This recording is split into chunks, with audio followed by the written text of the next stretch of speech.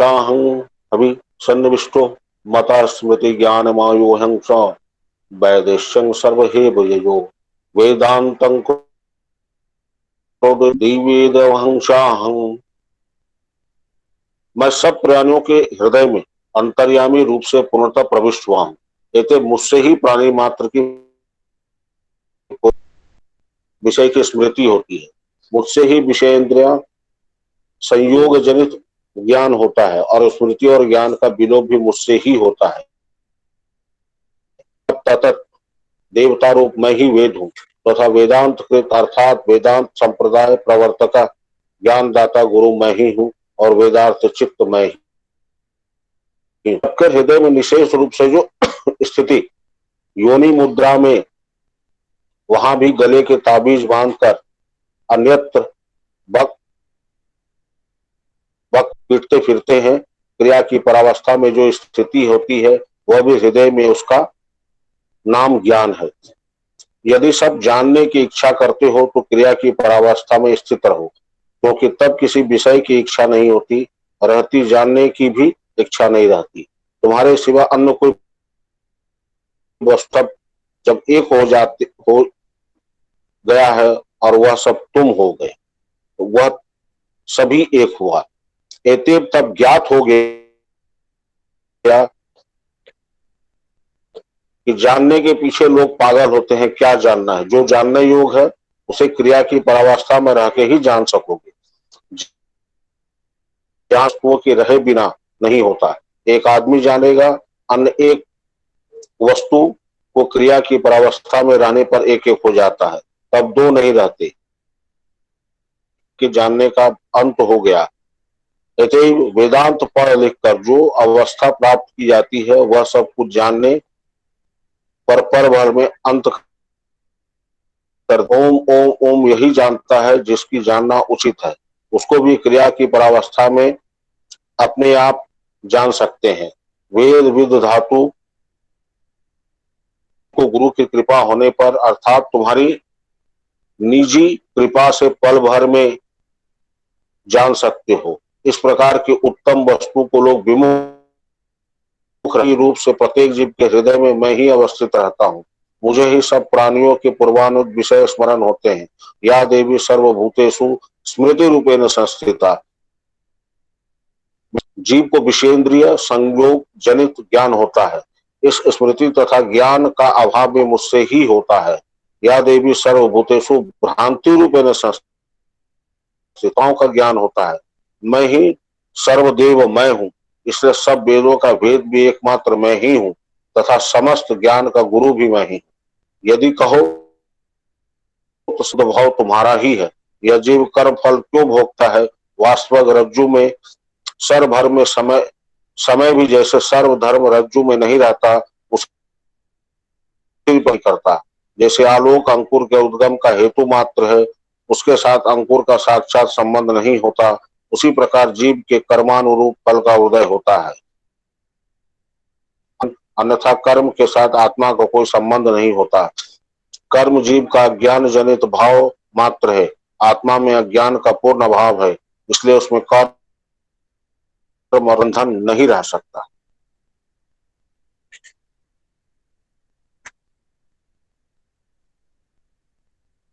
अंतर्यामी रूप में यह सब कि आप जान सकते हैं। योनि मुद्रा में बाहर को अस्थि मस्तक वनित इस देह की सृष्टि के सिवा कुछ नहीं देखने में आता। तभी अचेतन इंद्रिया कैसे विषयों का अनुभव करता है। केना चित्तं वानमिमा गदंती चक्षुश्रोत्रं कौ देवो युनक्तति। कौन देवता चक्ष और कर्ण को स्व जिसके अभिप्राय से लोग वाक उच्चारण करते हैं।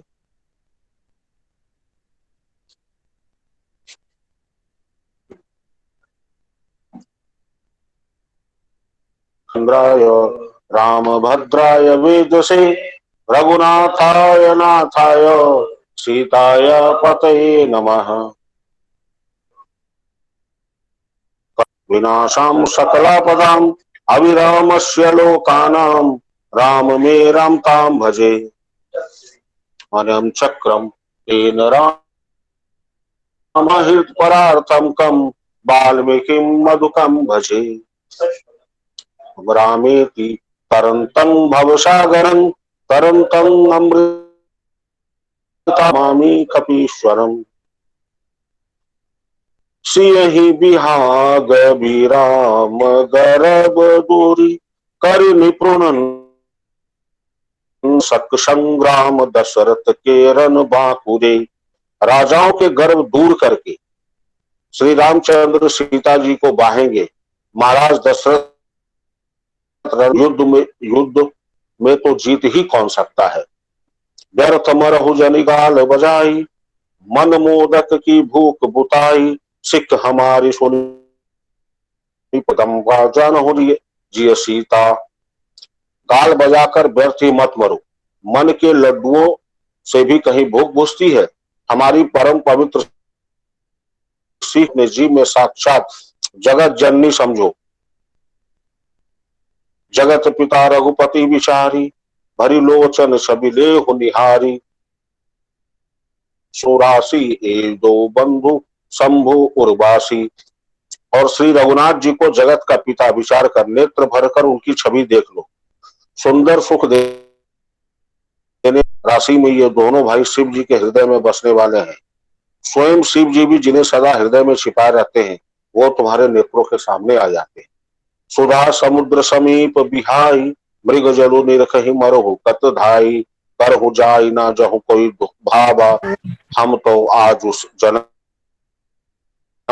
समीप आए हुए अमृत के समुद्र को छोड़कर तुम जगत जननी जानकी को पत्नी के रूप में पाने की दुराशा रूप मित्तल को देखकर दौड़कर क्यों मरते हो। फिर भाई जिसकी जो अच्छा लगे वही जाकर को। हमने तो आज जन्म लेने का फल पा लिया। अस कहीं भले उरागे रूप अनूप बिलोकन लागे एक ही सुरनभ चढ़े विमाना वर्ष ही सुमन कर ही पलगाना। ऐसा कहकर प्रेम मग्न होकर श्री रामचंद्र का अनुरूपम रूप देखने लगे। देवता लोग भी आकाश से विमाने पर चढ़े हुए दर्शन कर रहे हैं और सुंदर गान करते हुए फूल बरसा रहे हैं। तब फट ही जनक बोलाई चतुर सखी सुंदर सकल सादर चलन लवाई। तब सुअवर जानकर जानकी जी ने सीता चतुर और सुंदर सखियां आदर पूर्वक उन्हें लिवा चली। सिय शोभा नहीं जाई बखानी जगदम्बिका रूप गुण खानी उपमा प्राकृत नारी अंग अनुरागी। रूप और गुणों की खान जगत जननी जानकी जी के शोभा का वर्णन नहीं हो सकता। उनके लिए मुझे क्योंकि वे लौकिक स्त्रियों के अंगों से अनुराग रखने वाली हैं। काव्य की उपमाएं सब त्रिगुणात्मक मय की जगत से ली गई है। स्वरूप श्री जानकी जी के प्राकृतिक चिन्मय अंगों के लिए प्रयुक्त करना, उनका अपमान करना और अपने को उपहास्पद बनाना है। सिय वर्ण कभी कहाय अजुसु को ले ज्यो पटही सिय समसिया जगत आस जुबती कहाँ कमनिया। को देखकर कौन को कभी कहलाए और अपयश का भागी बने। अर्थात सीता जी के लिए उन उपमाओं का प्रयोग करना कवि के पद से च्युत होना और अपकृति जैसी नादानी में अनुचित कार्य नहीं करेगा। यदि किसी स्त्री के साथ सीता जी की तुलना की जाए तो जगत में ऐसी सुंदर युवती है ही कहा। भवानी रति रति दुखति अतनुपति जानी विश्व बिरानु बंधु प्रिय जय ही कहीं रमाशम की भी पृथ्वी की स्त्रियों की तो बात ही क्या, देवताओं की स्त्रियों को भी यदि देखा जाए तो वह हमारी अपेक्षा कहीं अधिक दिव्य और सुंदर है। उनमें तो सरस्वती तो बहुत अर्धांगिनी है, अर्थात अर्धनारीश्वर के रूप में उनका आधा ही अंग स्त्री का है, शेष आधा अंग पुरुष शिव जी का है। कामदेव स्त्री रति पति को बिना शरीर का उनके विष और मध्य जैसे प्रिय भाई हैं। उन लक्ष्मी के समान तो जानकी जी को कहा ही कैसे जाए। जो छवि सुधा परम रूप में कच्छप सोई, शोभा शंभु मंदरु शिगारु, मथे पानी पंकज निजुमारू। जिन लक्ष्मी की बात ऊपर कही गई है वे निकली को मथने के लिए भगवान ने अति कर्कश पीठ वाले कच्छप का रूप धारण किया। रस्सी बनाई गई महान विषधर वासुकी नाग की मथानी का कार्य किया। उत्तरांचल पर्वत ने उसे माथा। सारे देवताओं दैत्यों ने मिलकर जिस लक्ष्मी को अतिशय शोभा की खान और अनुपम सुंदरी कहते हैं, उनका प्रकट करने में एवं स्वाभाविक ही कठोर उपकरण, ऐसे उपकरणों से प्रकट हुई लक्ष्मी श्री जानकी जी की क्षमता को कैसे मापी जा सकती है। हाँ, उसके अमृत का समुद्र हो, परम रूप में कश्यप हो, शोभा रूप में रसी हो, श्रृंगार रस पर्वत हो और उस छवि के समुद्र को कमल मथे।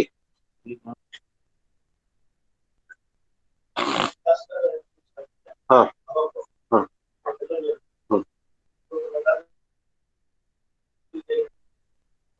दिखा सकते।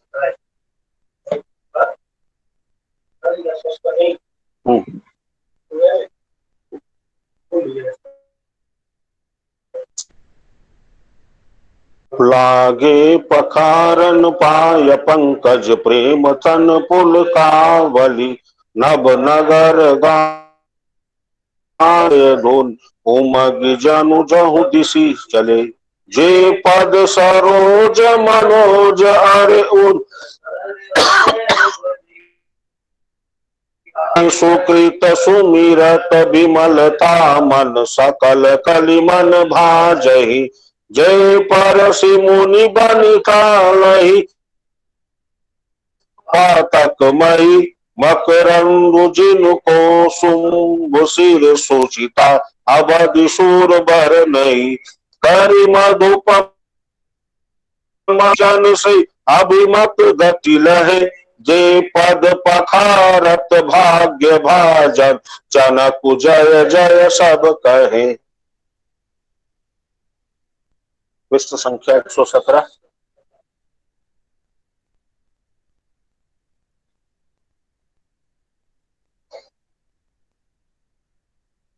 मधुरं वदनं मधुरं नयनं मधुरं हसितं मधुरं मधुरं गमनं मधुरं मधुराधिपते रखिलं मधुरं मधुरं चरितं मधुरं नं मधुरं वलितं मधुरं मधुरं तं मधुरं मधुराधिपते रखिलं मधुरं मधुरो रेणुर्मधुर पानिर्मधुर पादौ मधुरौ मधुरं शंखं मधुरं मधुराधिपते रखिलं मधुरं मधुरं पीतं मधुरं भुक्ताधिपते रखिलं मधुरं भूरं सूक्तं मधुरं रूपं मधुरं तिलकं मधुरं रखिलं मधुरं करणं मधुरं करणं मधुरं हरणं रमणं मधुरं वमितं मधुरं शमितं मधुरं मधुराधि कुंजा मधुरा माला मधुरा यमुना मधुची मधुरा सलिलं मधुरं कमलं मधुरं मधुराधिपत्यं मधुरं गोपी मधुरा लीला मधुरा युक्तं मधुरं मधुरं हरिष्टं मधुरं श्रेष्ठं मधुरं मधुराधिपते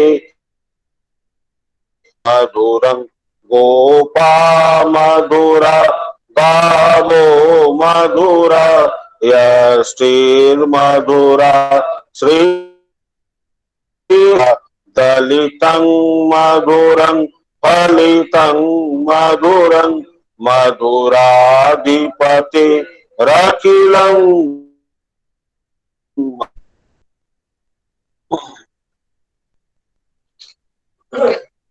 श्री कृष्ण गोविंद हरे हे राम नारायण वासुदेव श्री गुरु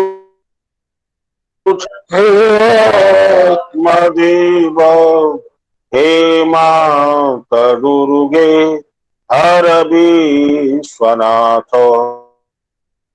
कृष्ण गोविंद हरे मुरारे हे राम नारायण श्री गुरु चैतन्य हे आत्मदेव हे माता दुर्गे स्वनाथ श्री कृष्ण गोविंद हरे मुरारे हे राम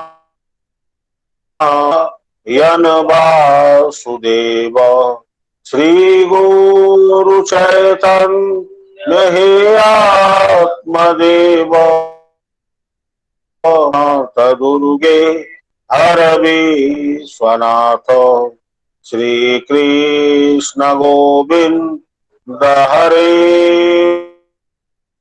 हे माम नारायण वासुदेव श्री गुरु चैतन्य हे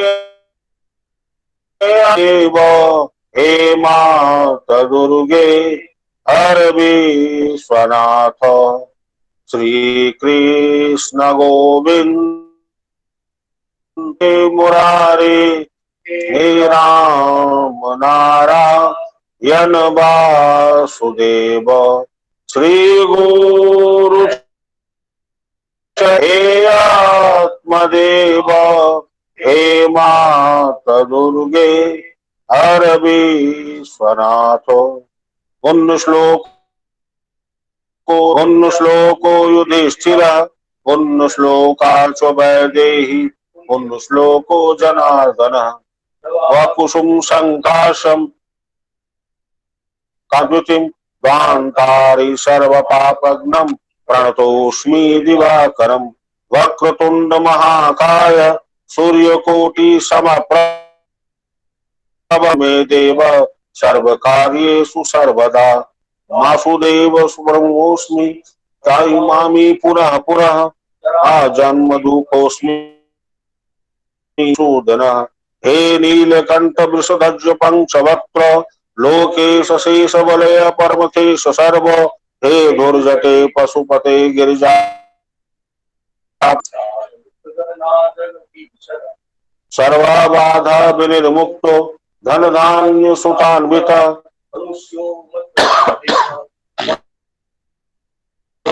सर्वे भवन्तु सुखिनः सर्वे सन्तु निरामया सर्वे भद्राणि पश्यन्तु मा कश्चित् दुःखभाग् भवेत्।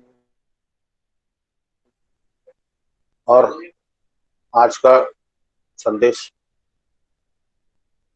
आप लोगों को जैसा पता है कि बाबा लगभग 22 दिन के बाद हॉस्पिटल से वापस आए हैं। बहुत भयावह स्थिति हो गई थी, में ही है, परहेज है, ऑक्सीजन पर और बाईपैप मशीन पर ही चल रहे हैं।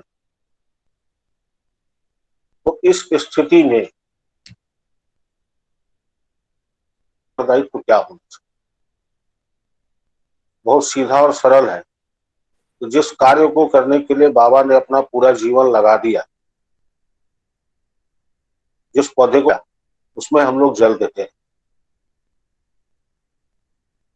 क्रिया ले लेते हैं, थोड़ा बहुत कर भी लेते हैं, लेकिन नहीं रहते।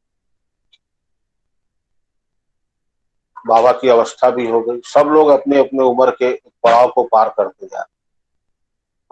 कल जो बच्चे आज वो प्रौढ़ हो गए, प्रौढ़ के आज वो वृद्ध हो गए।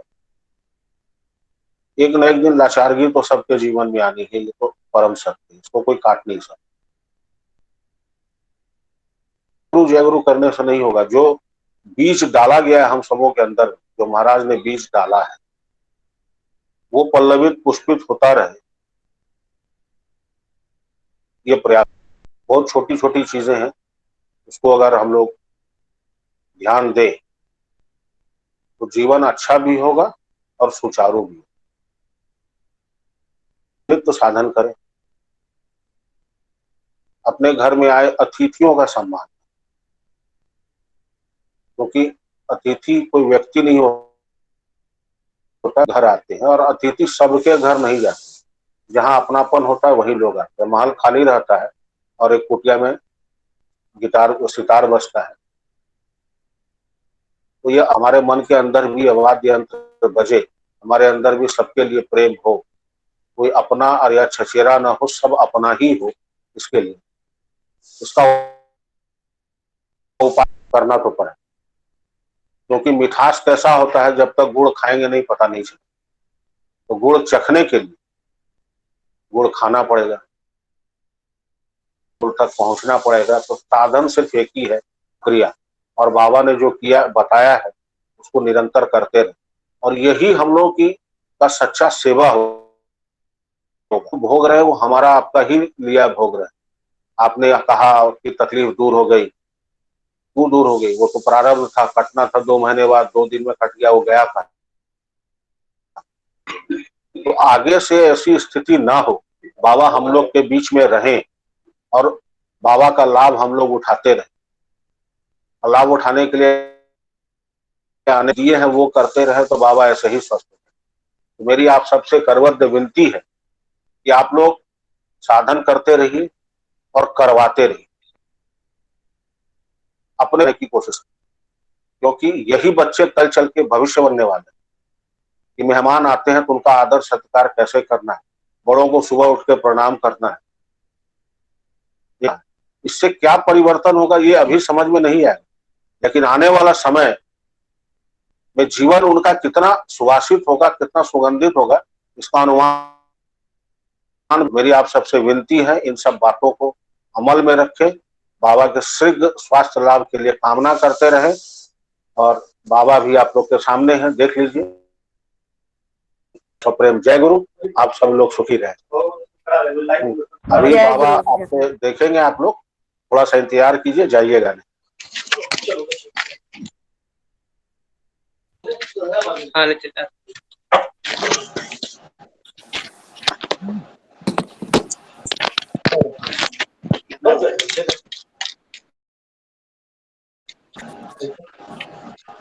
अरे मालूम है नहीं, उसी लोग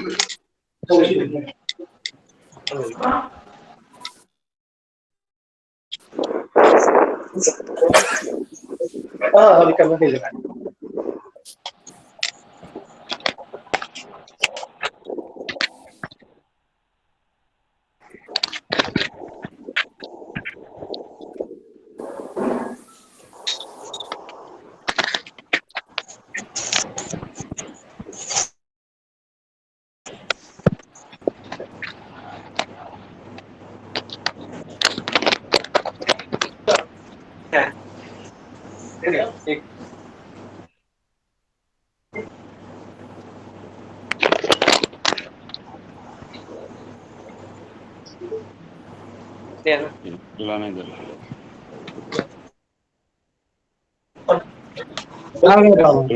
दर्शन कर लो। प्रणाम बाबा, प्रणाम माता जी, प्रणाम बाबा, प्रणाम बाबा। प्रणाम बाबा, प्रणाम माते। जय गुरु बाबा। जय गुरु जय गुरु बाबा, प्रणाम बाबा, प्रणाम गुरु माँ। प्रणाम बाबा। प्रणाम बाबा, प्रणाम गुरु माँ। प्रणाम बाबा, प्रणाम गुरु माता। प्रणाम बाबा।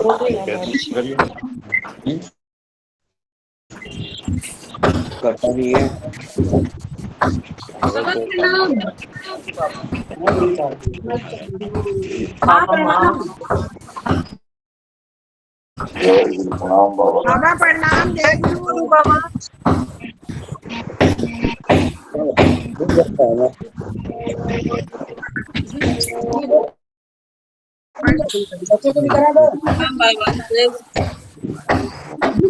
प्रणाम बाबा, प्रणाम माता जी।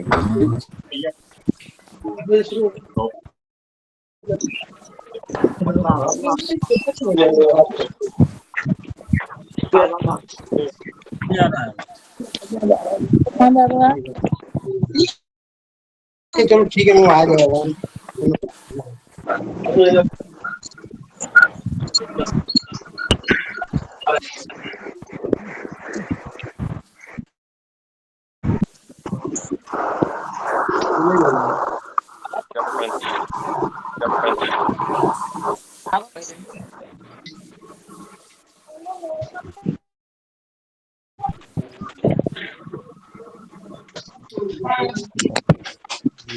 अच्छा बाबा सुविधा के लिए